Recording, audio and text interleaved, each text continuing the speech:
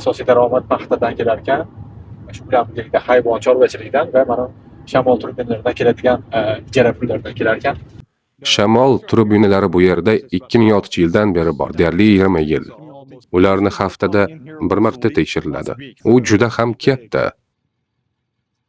Dalada bemalol yurish uchun mo'ljallangan. Shuning uchun balki olishsa kerak mashinani. Bugun shanba, dam olish kuni. Bugun qiladigan ishimiz, demak, o'sha texaslik odamni dam olish kunida nima ish qilishini, qayerlarga borishimizni aniq o'sha fermani borib ko'ramiz, ranchoni borib ko'ramiz va haftalik tartiblardan biri o'sha onasini borib ko'rish, yaqinlarini borib ko'rish. Umuman olganda o'sha shanba kuni dam olishga rejalashtirilgan ishlar bilan tanishishdan iborat. O'tgan shanba kuni ertalab ana shu firma belgisini o'rnatdim. Bu firma kran xizmatlarini ko'rsatadigan tashkilot. Ular qurilish, shamol turbinlari, neft sanoati bo'yicha, buyurtmalar bo'yicha ishlashadi. Menda poligrafiya xizmati ko'rsatadigan biznesim bor. Hozir buyurtmalarimiz ko'p, chunki o'quv mavsumi boshlanmoqda. Futbol mavsumi boshlanmoqda. Bu vaqtda doim shunaqa hamma ta'tildan qaytmoqda va bizni xizmatlarga ehtiyoj bor.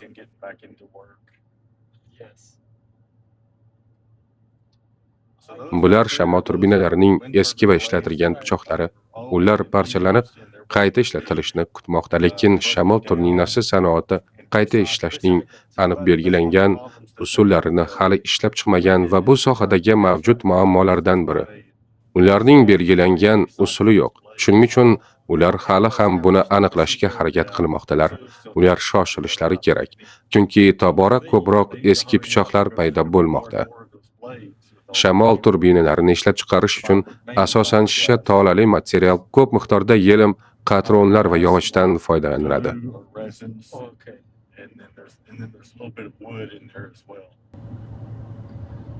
Qahramonimizni demak ismlari Ras, mana shu Sweetwater, Texas Sweetwater qishloq shaharchasida butun umr shu yerda yashashgan. Oilaviy fermerlik bilan shug'ullanishgan. Fermerlikda o'sha hosil oladigan joy 1000 gektar atrofida yer bor va shu bilan birga yana 2000 gektar hosil emas, lekin faqat mol, sigirlarni boqadigan joy yerlari bor.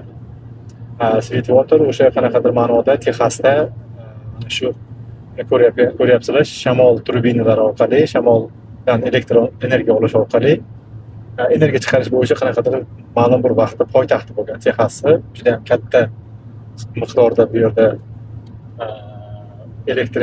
shamoldan elektr energiya olish uchun o'rnatilgan turbinalar bor. Bular o'sha turbinalarni demak arendaga yerni o'sha o'rnatish uchun, yerdan foydalanish uchun ishlab chiqaruvchilarga arendaga berishadi. Juda ham ko'p ko'ramiz hozir. Bizning oilaviy yerlarimizda 43 ta turbinalar bor va bizda yana dehqonchilik va chorvachilik bilan shug'ullanadigan yerlarimiz bor. Lekin biz aslida yerga egalik qilmaymiz va uni ijaraga olamiz. Shuning uchun biz undan pul olmaymiz. Yer egalari pul oladi. Lekin bu yerlarda, masalan, olamning uyida, uyning tepasida turib agar sanashni boshlasangiz, 1300 ta sanashingiz mumkin. Keyin ularning barchasi bu yerda asosan sharqdan g'arbga qarab cho'zilgan, chunki balandlik shu tarzda ko'tarilib pastga tushadi. Shunday qilib, ular barcha shamol turbinalarini tepaga qo'yishadi, chunki shamol tezroq esadi. Shuning uchun siz barcha shamol turbinalarini asosan shu yo'nalishda ko'rishingiz mumkin. Hozirda yangi chiqarilayotganlari bulardan 2 barobar kattaroq. Bular bu yerga 2002-yil atroflarida o'rnatilgan 23 yil bo'ldi. Ulardan ishlab chiqarilgan elektr quvvati Texas shtati yaratgan tizimga ulanadi. Buni xuddi suv havzasiga o'xshatsa bo'ladi. Havzadan suv tashqariga chiqishi uchun bosim kerak bo'ladi. Tizim ham shunday ishlaydi. Undan elektr quvvati tashqariga chiqishi uchun ma'lum miqdorda kuchlanish bo'lishi kerak. Shuning uchun ma'lum miqdorda elektr quvvatini tashqariga chiqarish uchun qancha miqdorda kuchlanish borligini bilish kerak. Shuning uchun elektr quvvatini saqlash uchun juda katta infratuzilma tashkil qilib qo'yilgan. Va kecha aytganimdek, agar elektr quvvati uchun talab kamroq bo'lsa, shamol turbinalarini bajilarini o'chirib qo'yishadi. Doimiy texnik xizmat talab qiladi. Bu shamol turbinalari moyni, filtrlarini alishtirish kerak. Hamma elektron qurilmalari ishlashini ta'minlash kerak. Mana shu aytilgan 1300 ta shamol turbinalari 25 kilometr radiusda joylashgan. Butun umr shu yerda yashaganman. Faqat 4 yil Texasdagi universitetdagi vaqtimni hisobga olmaganda, Sweetwater shirin suv, uning nomi tarixi bormi? U suv bilan bog'liqmi? Qiziq ma'lumot shundan iboratki, bu joylarga birinchi kelganlar 1880-yillarda kelib joylashgan va u vaqtda bu joy nomi bemaza ermoq yoki bemaza suv bo'lgan. Hozirgi nomini butunlay teskarisi. Va bu joydagi odamlar boshqa odamlar ham kelishni xohlashgan va shunda ular bu nomdan foydalana olmaymiz. Chunki bu salbiy ma'no beradi deb o'ylashgan va Sweetwater shirin suv nomini berishgan. Shu bilan ijobiy nomga aylangan, lekin nomning suv bilan bog'liqlik tomoni yo'q. Bu yerlar ham kimgadir tegishli ko'rinishdan shunchaki bo'sh, keraksiz yerga o'xshashi mumkin. Qachonki yo'l chetida chegaralangan panjara ko'rsangiz, bu kimgadir tegishli maydonni anglatadi. Yer egasi shunday qilib, mol, qo'y yoki echki boqish uchun maydonni chegaralaydi. Demak, Texasda hamma yer xususiylashtirilgan deyish mumkin. Asosan shunaqa. Davlat yerlari asosan yo'llar, binolar maydonlari, parklar. Maydonlar hali ham yashil, yam-yashil. Hozir avgust. Bu yil ko'proq yomg'ir yog'dimi? Ha, bu yil ko'proq yomg'ir yog'di va siz albatta eshitgan bo'lsangiz kerak Texasdagi toshqinlar haqida. U iyulning birinchi qismida bo'ldi. Albatta bizda toshqin bo'ladigan darajadagi yog'in bo'lmadi, lekin odatdagidan ko'proq bo'ldi. Shuning uchun hali ham hamma tomon yam-yashil, lekin odatda avgustda bu darajada yashil bo'lmaydi. Odatda bu yerlarda qor yog'maydi, lekin ba'zida shu darajada bo'lishi mumkin va yerlar muzlashi mumkin. Lekin men adashmasam, 1995-yilda bu yerda bir kunda 20 santimetr atrofida qor yoqqan. Bu yerlarda qor yog'ishi mumkin, lekin umumiy olganda yog'maydi.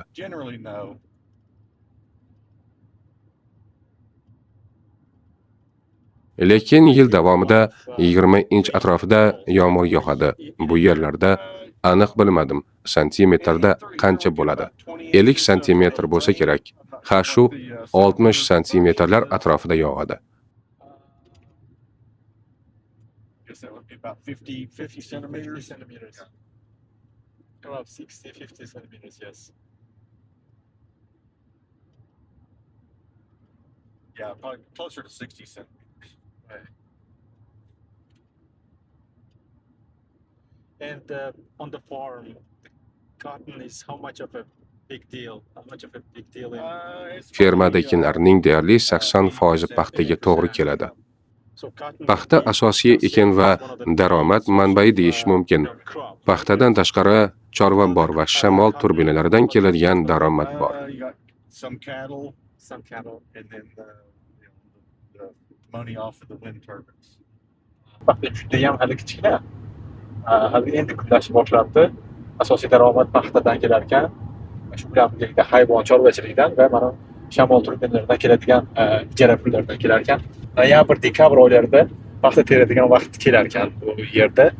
Texasning janubida issiqroq bo'lgani uchun ertaroq fasl kelgani uchun ertaroq ekishadi va natijada ertaroq tayyor bo'ladi. Paxta u tomonlarda, masalan, Riyod Grand vodiysi tomonlarida fevral oyida ekishadi paxtani va natijada paxtani terish iyul yoki avgust oylarida bo'ladi.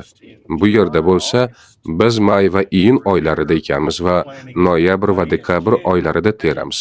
Bu ham bo'lsa, Texas shtatining qanchalik kattaligini bildiradi. 500 kilometr masofa bir necha oy farqni bildiradi. 400 miles makes a lot of difference as far as the temperatures and the climate. So here's the Bu yerda ham paxta daralarini ko'rishingiz mumkin. more of the cotton.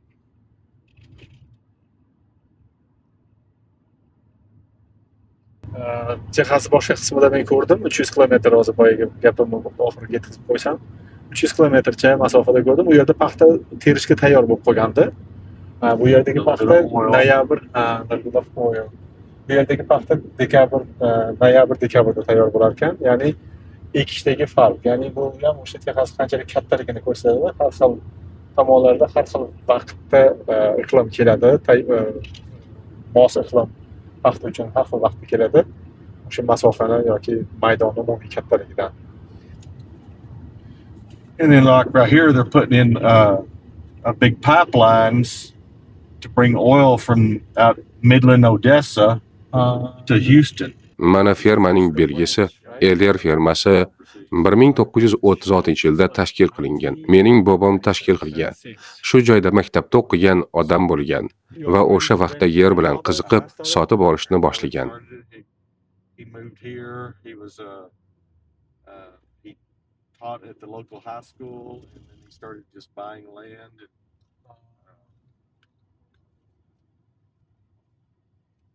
Demak, ranchoga keldik. Hozir ko'rdik, Parar ranch 1936-yilda asos solingan ekan. Bu qahramonimizni, demak,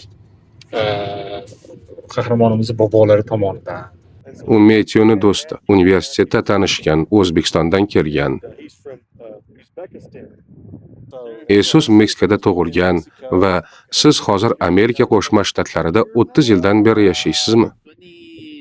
26 yildan beri farzandlarini shu yerda katta qilgan. Farzandlari ulg'ayib, o'z yo'llarini topishgan. Hammasi joyidami? Hammasi yaxshi. Unda yaxshi. Biz ketdik, ko'rishguncha. Good to see you. Fermer asosiy ishchisi bilan tanishdik.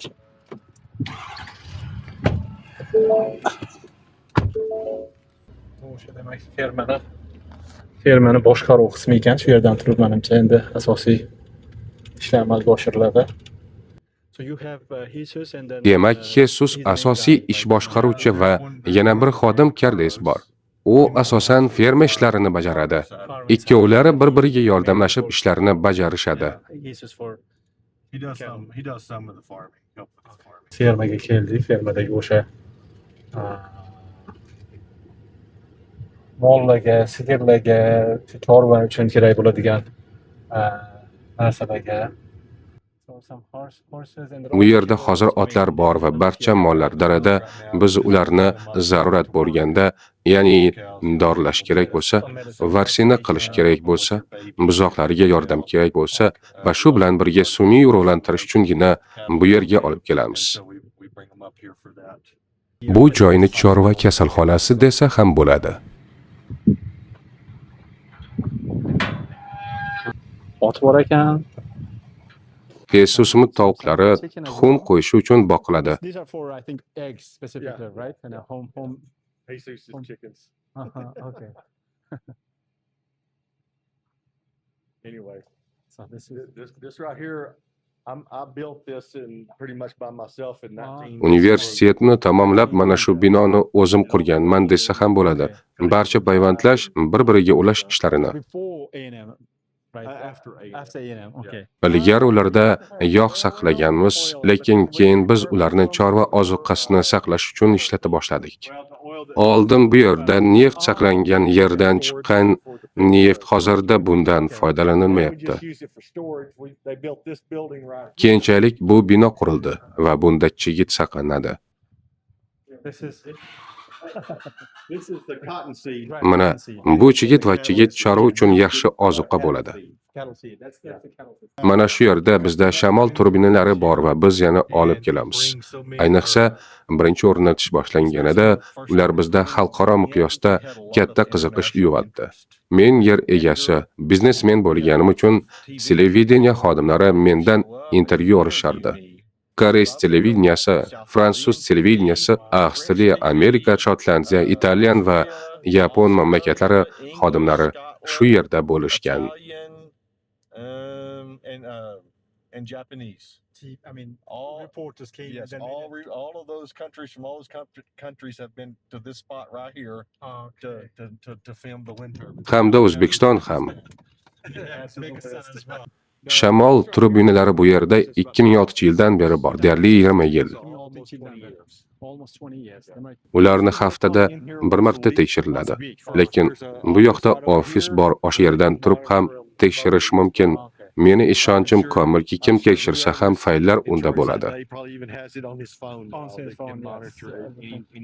U juda ham katta. Aytmoqchimanki, shu yo'ldan ketayotib biroz unutib qolishingiz mumkin va bu uzun yo'l bilan ketishingiz mumkin. Ba'zan shamol pasayib ketadi, lekin umuman olganda u juda baqiroq. Shuning uchun ular bu yerga qurilgan hamda bizda elektr liniyalari bor edi. Ularni osonlik bilan ulash mumkin edi. Hozir esa Texas shtatidagi hamma joyga shamol turbinalari qo'yish mumkin agar yaxshi shamol va ular uchun mos joy bo'lsa.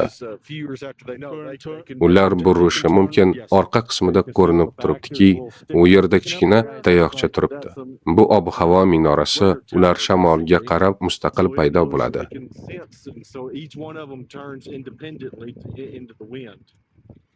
Shuningdek, shamol tezligi ko'tarilsa, ular burila olmaydi. Chunki sinib ketishi mumkin. Agar 8 unsaga ko'tarilsa, ular to'xtaydi va paraklar ham sekinlashadi va shamolni yaxshi ushlay olmaydi. Bular 20 yoshda va yangisini qo'yish ko'proq texnologik imkoniyat va foyda olib keladi. Hozirda bizning chorvamizda 200 ta atrofida mol bor, lekin oldinlari 2010-yillarda bizda 350 ga yaqin mol bo'lgan. Bizda chorva asosan go'sht uchun boqiladi. Sut uchun boqiladigan chorva fermalari Texasning boshqa tomonlarida joylashgan. Mos sharoit, ya'ni ekinlar uchun sug'orish tizimi bo'lishi kerak. Bu joylar g'arbiy Texasda joylashgan. Rio Grande daryosidan suv olib sug'orish mumkin bo'lgan joylar. Bir narsaga ahamiyat berish kerakki, sut uchun chorva boqishga mos joylarda odamlar yashash uchun qulay bo'lmasligi mumkin. Va shuning uchun olingan sutni tashish tizimlariga zarurat paydo bo'ladi. Ferma dalalari mana shunaqa tribinalar bilan jihozlangan. Hamma tomonda ko'rishimiz mumkin. Hamma tomonda juda ham ko'p. Qanchalik ko'rinyapti, videoda qanchalik ko'rinyapti bilmadim, lekin uni haqiqiy ko'rish, ko'z bilan ko'rsangiz uzoqlarda, juda ham uzoqlarda ham ko'rinib turibdi. 2000 gektarga yaqin shunaqangi dala joy bor ekan. Bu asosan chorva boqish uchun foydalanadigan joy. Yes, it's all fenced. All fenced. Yeah. 2000 Pretty much all the land in Texas is fenced unless it's being farmed. Right.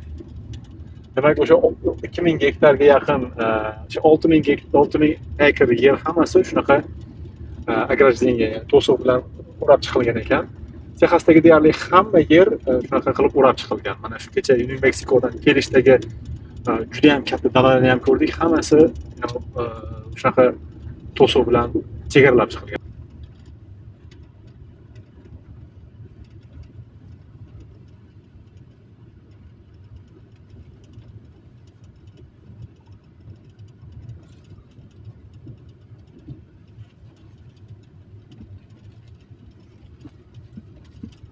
Qachonlardir bu yerlarda hindular yashashgan, ana. Chunki biz bu yerlarda ko'p marta nayza uchlarini topganmiz. Yeah, you still have the, I mean, it's a sad part of our history when the government came in and moved the Indians off the land onto reservations. Right. There's a lot of reservations in Oklahoma. There's a few in New Mexico.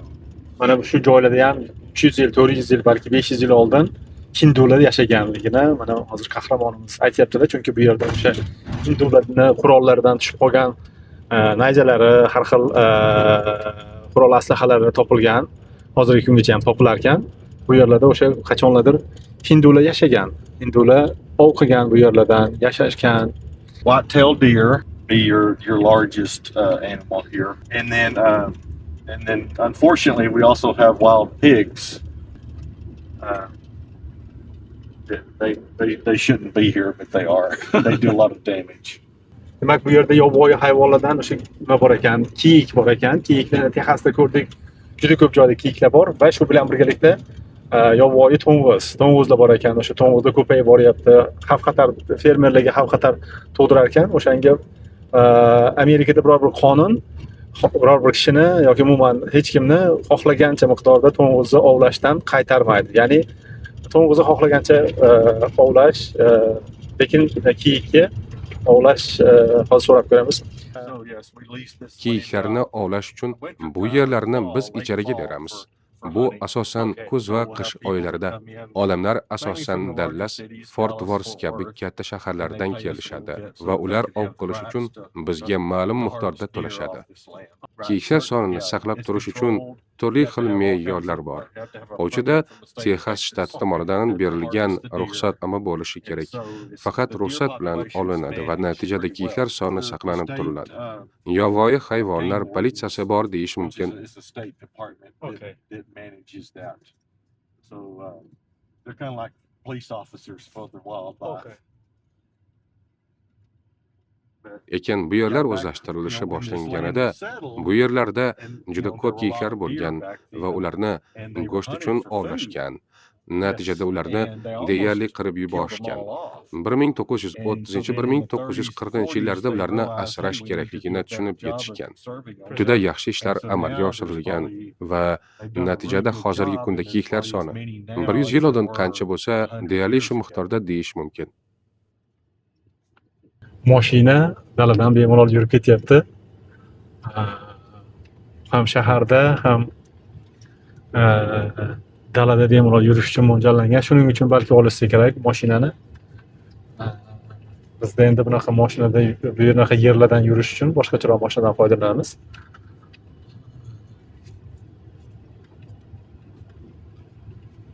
And of course, rattlesnakes. Bu yerda Which o'sha is- chaqildoq ilonlar bor. Sweetwater is famous for Famous for rattlesnake round.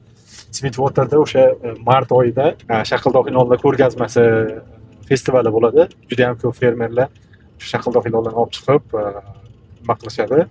Mana shu yerda shaqildoq ilonlar juda ham zaharli ilonlar juda ham ko'p.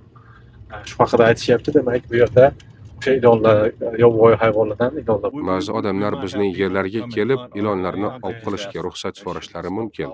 Muammo yo'q. Kim xohlasa ovlashi mumkin. Ilonlarni tutib musobaqa tashkil qilishgani bilan o'ylaymanki, men yoshligimdagi paytlardan ko'ra ko'proq ilonlar paydo bo'lganga o'xshaydi. Odamlar ko'proq tutgani sari ular himoya vositasi sifatida menimcha yanayam tezroq ko'payishyapti.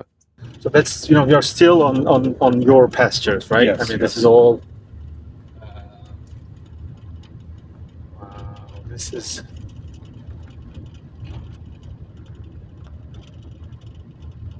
So you see the little building up there? That's where the hunters use. Okay. They will stay in there and try to when they're hunting for the deer. Shu binoda ovlash sezonida mavsumida kelib nima qilishar ekan, yashashar ekan. Yeah, and they might have a feeding device or Okay, machine okay. nearby that puts out, a little bit of food to try to coax the deer in. To'siq bor. Hattoki mana qulflab qo'yilgan. Qulflab ham qo'yilgan. Fermerlar o'sha o'zini yerlarini chegaralab qulflab qo'yishadi. O'zbek tilida aytadigan o'sha katta uylarga onalar yashaydigan uyga boramiz. I don't know. Hybrid. Hybrids, yes. Yeah, it manufactures its own electricity. Right.